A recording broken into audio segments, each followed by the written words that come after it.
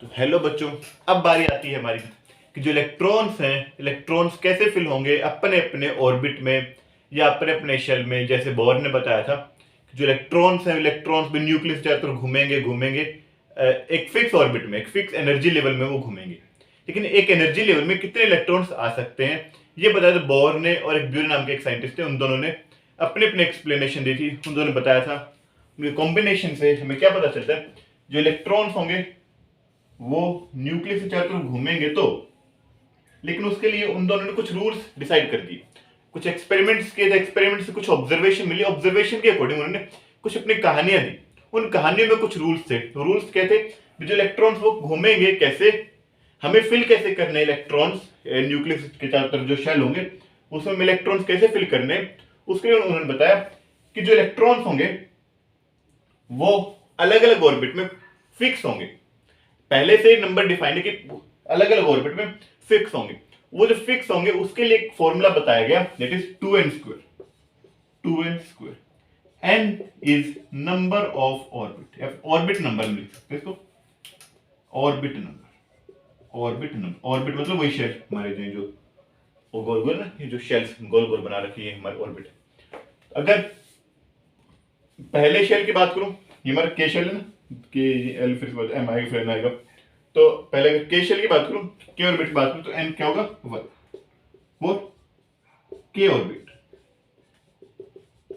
अगर एन की वैल्यू 1 है तो इसमें जो नंबर ऑफ इलेक्ट्रॉन्स आएंगे, नंबर ऑफ इलेक्ट्रॉन्स जो इसमें आएंगे वो आएंगे 2 × 1 का स्क्वायर, दैट इज 2। तो पहले शेल में सिर्फ 2 इलेक्ट्रॉन्स ही फिल कर होंगे। सेकेंड शेल में कितने आएंगे, अगर एन की वैल्यू आती है, अगर n इज इक्वल टू 2 ना 4 के बाद एल ऑर्बिट। एल ऑर्बिट के लिए जो n की वैल्यू क्या होगी 2 होगी। सेकंड ऑर्बिट है ना, दैट इज हमारा एल शेल होगा, एल ऑर्बिट। तो इसके लिए तो नंबर ऑफ इलेक्ट्रॉन्स इसमें कितने आएंगे, number of electrons 2 × 2², 2 × 4 is equal to. तो सेकेंड शेल में जो इलेक्ट्रॉन्स आएंगे वो आएंगे 8। 1 2 3 4 5 6 7 8। तो 8 इलेक्ट्रॉन्स इसमें। थर्ड शेल की बात करें, अगर n की वैल्यू अगर 3 आती है तो वो हो जाएगा 2n³ में n की जगह में रखना 3 और 3 का स्क्वायर 9, 9 × 2 18। तो जो थर्ड शेल में आएंगे वो आएंगे 18 इलेक्ट्रॉन्स। ये बताया गया एक एटम में सबसे पहले 2 इलेक्ट्रॉन्स, फिर 8, फिर 18, फिर इसके बाद आएगा फिर 32 और फिर बढ़ता जाएगा। हमने इसकी अभी देखा। और क्या होगा इसमें, और क्या बताया कि जो आउटर मोस्ट शेल होगा इलेक्ट्रॉन एटम का, जो सबसे बाहर वाला शेल होगा उसमें 8 इलेक्ट्रॉन्स आएंगे। उन्होंने क्या बोला, सबसे बाहर वाले शेल में 8 इलेक्ट्रॉन्स आएंगे, और जब तक कि अंदर वाले शेल के इलेक्ट्रॉन सारे फिल नहीं हो जाते अगला शेल नहीं बनेगा। मतलब अगर कुछ ऐसे है, अगर इसमें हम कुछ ऐसा देखते हैं एटॉमिक मॉडल, अगर ऐसा देखते हैं न्यूक्लियस के बाद 2 इलेक्ट्रॉन्स यहां लगाए, सेकंड शेल है, सेकंड शेल में आएंगे 8 इलेक्ट्रॉन। भाई मैं इसमें लगा 4 इलेक्ट्रॉन, बचे 4 इलेक्ट्रॉन अगर मैं इसमें लगा देता हूं तो ये गलत है। जब तक कि ये वाला शेल 8 इलेक्ट्रॉन के साथ फिल नहीं होता, सेकंड शेल में 8 इलेक्ट्रॉन्स आएंगे, जब तक ये वाला शेल 8 इलेक्ट्रॉन के साथ फिल नहीं होता इससे बाहर वाले शेल में इलेक्ट्रॉन्स नहीं आएंगे। जब इसमें 8 इलेक्ट्रॉन्स हो जाएंगे, बचे हुए इलेक्ट्रॉन फिर हमें अगले शेल में फिल करने हैं। ये कुछ रूल्स हैं जो बोर्न और ब्यूरे ने दिए थे। इसके ऊपर देखते इसमें, और इसमें क्या क्या, न्यूक्लियस के चारों तरफ इलेक्ट्रॉन घूमेंगे। हम बार बार इस बारे में बात करें तो इसमें आएंगे 8 इलेक्ट्रॉन्स, बचे इलेक्ट्रॉन्स इसमें आएंगे अगर आते हैं तो, जितने भी इलेक्ट्रॉन्स में आएंगे। और उन्होंने क्या बताया, आउटर मोस्ट शेल में मैक्सिमम 8 इलेक्ट्रॉन्स हम फिल कर सकते हैं। 9th क्लास के अकॉर्डिंग में ये बात करें, 9th क्लास में अगर हम हैं तो हमें ये देखना कि जो आउटर मोस्ट शेल में वो 8 इलेक्ट्रॉन्स ही आते हैं। इसके बाद जो आता है वो आता है क्या कि भाई अगर 8 इलेक्ट्रॉन्स आते हैं इसमें, तो इसमें से फर्क क्या होगा, इससे क्या पता चलेगा? अगर एटम एटम है, अब बात करते हैं हम अपने कॉन्सेप्चुअल बातें, कॉन्सेप्ट्स की बातें करेंगे कि atom is neutral. Atom is neutral, जो कि हमें सबसे पहले से पता है। सबसे पहली डेफिनेशन हमारी एटम की थी, जो अगर एटम की डेफिनेशन में देखें, सबसे पहले एटम न्यूट्रल रहता है। एटम न्यूट्रल रहता है मतलब क्या है कि अगर एटम के अंदर कुछ प्रोटॉन्स हैं और कुछ इलेक्ट्रॉन्स, तो नंबर ऑफ प्रोटॉन्स और नंबर ऑफ इलेक्ट्रॉन्स वो सेम होंगे। क्यों? क्योंकि प्रोटॉन पे जितना चार्ज रहता है और इलेक्ट्रॉन पे जितना चार्ज रहता है वो दोनों सेम रहते हैं। प्रोटॉन पे और इलेक्ट्रॉन पे चार्ज सेम होगा, बस साइन उल्टा होगा, एक पे प्रोटॉन पॉजिटिव और इलेक्ट्रॉन पे नेगेटिव। मतलब जितने प्रोटॉन उतने इलेक्ट्रॉन, जितने प्रोटॉन उतने ही इलेक्ट्रॉन। इसके बाद हमारी एक बात चीज और आती है, एटॉमिक नंबर। एटॉमिक, तो साइंटिस्ट ने भी क्या किया, अलग अलग लोगों ने बताने की कोशिश की। एटॉमिक नंबर बता दिया, number of protons, number of किसी भी एलिमेंट में, किसी भी एटम में जितने प्रोटॉन्स मिलेंगे वही उसका एटॉमिक नंबर होगा। किसी भी एटम में जितने नंबर ऑफ प्रोटॉन्स मिलेंगे वही क्या होगा, एटॉमिक नंबर होगा। देखा गया हाइड्रोजन, हाइड्रोजन का हमें क्या मिला, उसमें सिर्फ एक ही प्रोटॉन है, तो हाइड्रोजन का जो एटॉमिक नंबर होगा वो क्या होगा, वो 1 होगा। हाइड्रोजन का जो एटॉमिक नंबर क्या निकला, 1 निकला। हीलियम को देखा, फिर हीलियम में 2 प्रोटॉन्स निकले, तो हीलियम का जो एटॉमिक नंबर होगा वो भी क्या होगा, वो भी 2 होगा। जितने नंबर ऑफ प्रोटॉन्स उतने ही नंबर ऑफ एटॉमिक नंबर, उतना एटॉमिक नंबर होगा। सोडियम को देखें, सोडियम में 11 प्रोटॉन मिले, 11 प्रोटॉन्स मिले। तो अगर सोडियम में 11 प्रोटॉन्स हैं तो सोडियम का एटॉमिक नंबर भी क्या होगा, 11 ही होगा। तो जितने 11 प्रोटॉन्स, अब एटम हमारा न्यूट्रल है। अगर एटम न्यूट्रल है तो जितने प्रोटॉन्स हैं उतने ही इलेक्ट्रॉन्स भी होंगे, उतने क्या होंगे, इलेक्ट्रॉन्स भी होंगे। हीलियम में अगर 2 प्रोटॉन है तो 2 ही इलेक्ट्रॉन भी होंगे, 2 इलेक्ट्रॉन भी होंगे। हाइड्रोजन में अगर 1 प्रोटॉन है तो 1 ही इलेक्ट्रॉन होगा, क्योंकि एटम को हमें न्यूट्रल रखना है। एटमों का न्यूट्रल, कोई भी दो अगर दूसरा एलिमेंट लेते हो, जैसे सल्फर, सल्फर में 16 प्रोटॉन मिले। अगर 16 प्रोटॉन है इसमें तो 16 इसका एटॉमिक नंबर, और 16 ही इसका, 16 ही इसका क्या होगा, इलेक्ट्रॉन ही होंगे इसमें, 16 ही इसमें इलेक्ट्रॉन। क्यों? एटम न्यूट्रल है।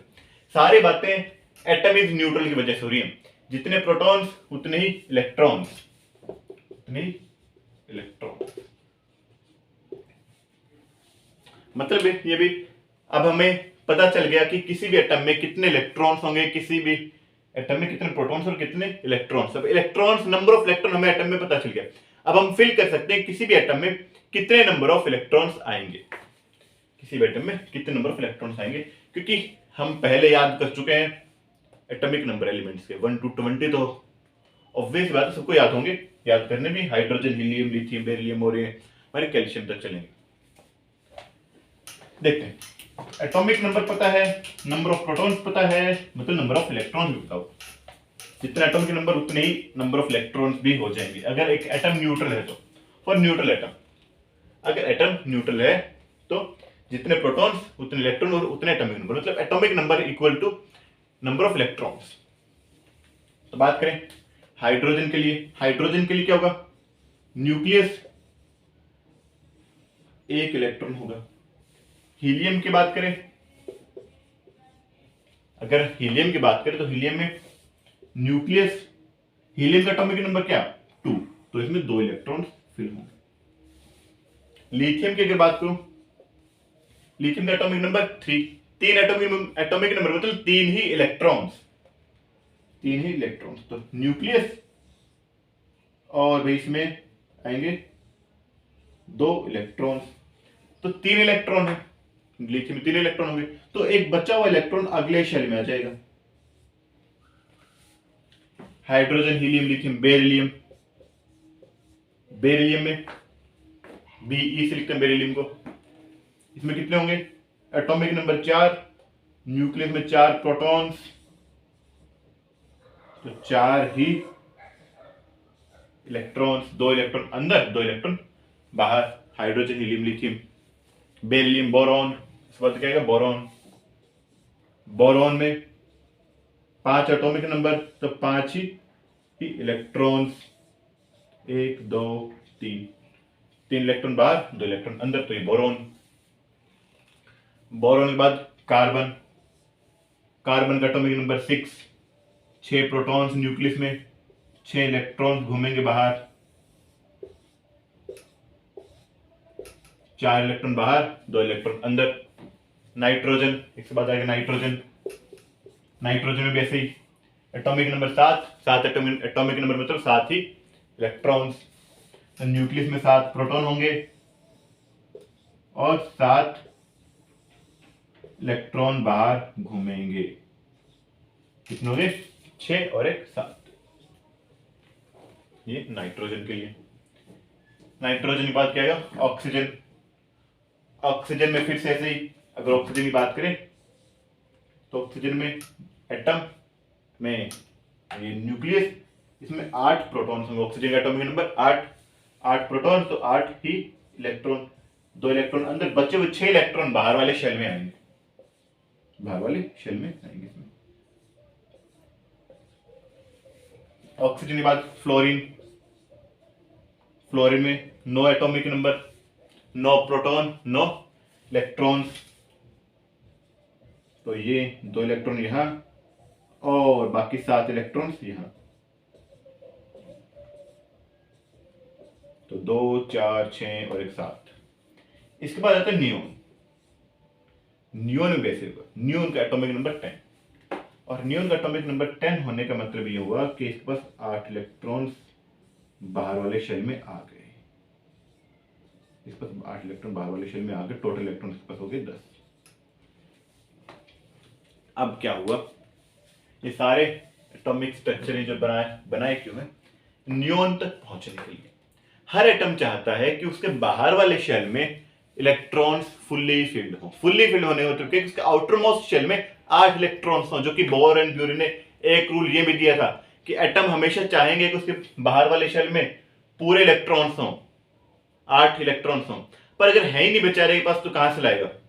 अगर उसके पास एटम है ही नहीं, एटम के पास अगर इलेक्ट्रॉन्स नहीं है तो वो किसी और से मांगने की कोशिश करेगा। इलेक्ट्रॉन मांगने की कोशिश करेगा तो किसी से बॉन्ड बनाएगा, किसी से दोस्ती करेगा, दूसरे एटम से दोस्ती करेगा। जिसे वो दोस्ती करेगा वहां पर होगी केमिकल रिएक्शन, और केमिकल रिएक्शन होने का मतलब यही है कि एटम अपनी स्टेबिलिटी के लिए, अपने इलेक्ट्रॉन फिल करने के लिए, कंप्लीट करने के लिए वो क्या करेगा, वो किसी दूसरे एटम के साथ दोस्ती बनाएगा, उससे इलेक्ट्रॉन लेगा, शेयर करेगा, देगा, लेगा, लिए लेने देने का काम वहां पर हमारा शुरू होगा। और यहीं से एटम्स या फिर जो भी हमारे केमिकल्स है वो रिएक्शन करते हैं। इसी को बोलते हैं केमिकल रिएक्शन। मतलब एटम अपनी स्टेबिलिटी के लिए किसी दूसरे एटम से रिएक्शन करेगा, दैट इज केमिकल रिएक्शन। और ये जो केमिकल रिएक्शन होगी ये डिपेंड करेगी एटम के पास कितने इलेक्ट्रॉन्स हैं। अगर एटम के पास कम इलेक्ट्रॉन्स हैं, ज्यादा इलेक्ट्रॉन्स हैं, तो डिपेंड करता है भी उसको जरूरत क्या है। हर एटम चाहेगा उसके बाहर वाले शेल में पूरे इलेक्ट्रॉन्स हो। जैसे हाइड्रोजन, हाइड्रोजन की तो बात ही क्या, बाद में बात करेंगे। हीलियम, हीलियम के पास पूरे इलेक्ट्रॉन, 2 इलेक्ट्रॉन। अब ना तो ये किसी से इलेक्ट्रॉन लेगा, ना इसको किसी से इलेक्ट्रॉन देने की जरूरत, क्यों, फिर 2 इलेक्ट्रॉन की जरूरत है। तो आउटर मोस्ट शेल में एक ही शेल, इसके पास 2 इलेक्ट्रॉन्स हैं, 2 फुल्ली फिल्ड है भाई, ना तो इसको इलेक्ट्रॉन की जरूरत और ना ये अपने इलेक्ट्रॉन किसी को देगा। बात करें लिथियम की। लिथियम के साथ प्रॉब्लम ये है कि एक इलेक्ट्रॉन ज्यादा है। अब ये चाहता है कि इसके पास 7 इलेक्ट्रॉन अगर आ जाए, कहीं से भी 7 इलेक्ट्रॉन को अरेंज कर ले तो इसका पूरा फुल्ली फिल्ड हो जाएगा, आउटर मोस्ट शेल 8 इलेक्ट्रॉन हो जाएंगे। ये लिथियम चाहता है कि इसके पास बाहर वाला शेल फुल्ली फिल्ड हो, 8 से हो या 2 से हो, फुल्ली फिल्ड हो। अगर तो 7 इलेक्ट्रॉन देगा कौन, कहां, किसके पास इतने इलेक्ट्रॉन है, कौन इतना अमीर है कि जो भी इसको 7 इलेक्ट्रॉन दे दे। तो क्या करेगा बेचारा, अपना 1 इलेक्ट्रॉन लूज करने की कोशिश करेगा। ये क्या करेगा, अपना 1 इलेक्ट्रॉन लूज करने की कोशिश करे, अपना 1 इलेक्ट्रॉन लूज कर देगा। अगर इसने अपना 1 इलेक्ट्रॉन लूज कर दिया तो ये बचा, ये इलेक्ट्रॉन गया तो ये शेल भी गया, शेल गया तो बाहर वाले शेल में 2 इलेक्ट्रॉन फुल्ली फिल्ड और स्टेबल हो। जब ये इलेक्ट्रॉन देगा तो किसी से कोई इसके पास लेने वाला आएगा। जैसे फ्लोरीन को भी एक इलेक्ट्रॉन की जरूरत थी, फ्लोरीन के पास 7 इलेक्ट्रॉन्स हैं, एक इलेक्ट्रॉन की इसको जरूरत है। तो हो सकता है शायद आ जाए भी लिथियम के पास एक इलेक्ट्रॉन ज्यादा है, फ्लोरीन को एक इलेक्ट्रॉन की जरूरत है, तो लिथियम क्या करेगा, एक इलेक्ट्रॉन फ्लोरीन को दे सकता है। अगर लिथियम और फ्लोरीन भाई के एटम भी एक दूसरे के नजदीक जाते हैं, पता चला अरे वाह फ्लोरीन बोलेगा लिथियम के पास एक इलेक्ट्रॉन ज्यादा है तो एक इलेक्ट्रॉन को ले लो, क्योंकि फ्लोरीन को जरूरत है एक इलेक्ट्रॉन की, लिथियम के पास एक इलेक्ट्रॉन ज्यादा है। कुछ ऐसा हो सकता है। यही से हमारी क्या होगी, केमिकल रिएक्शन शुरू होगी। ऐसे ही बेरिलियम भी क्या करेगा, बेरिलियम के साथ भी ऐसी प्रॉब्लम, 2 इलेक्ट्रॉन है। अब 2 इलेक्ट्रॉन को अब 6 इलेक्ट्रॉन मिलेंगे कहां से, नहीं मिल पाएंगे, ये अपने इलेक्ट्रॉन लूज करने की कोशिश करें, तो इसको बोलते हैं बच्चों वैलेंसी। ये क्या है, वैलेंसी मतलब क्या है कि अब इसके पास कितनी कैपेसिटी है कि दूसरे एटम के साथ ये कंबाइन हो जाए, है ना भाई। जैसे लिथियम और फ्लोरीन की कैपेसिटी काफी ज्यादा होगी, तो सिर्फ एक इलेक्ट्रॉन की जरूरत है। यहां पर जो जरूरत होगी वो सिर्फ एक इलेक्ट्रॉन की होगी। अगर एक इलेक्ट्रॉन इनको मिल जाए, फ्लोरीन को, लिथियम के पास का एक इलेक्ट्रॉन अगर कहीं कोई लेने वाला इसके पास आ जाए, तो पर केमिकल रिएक्शन हो जाएगी। और ये रिएक्शन हुई वैलेंसी की वजह से। नई टर्म आती valency. Valency is combining capacity, combining capacity, हमारी क्या कंबाइनिंग कैपेसिटी। एटम्स हैं, एटम्स कितनी कोशिश करते हैं किस दूसरे एटम से रिएक्शन करने की, कितनी कोशिश करेंगे वो इलेक्ट्रॉन लेने की या इलेक्ट्रॉन देने की। इस वैलेंसी को डिटेल में हम अगली वीडियो में पढ़ेंगे।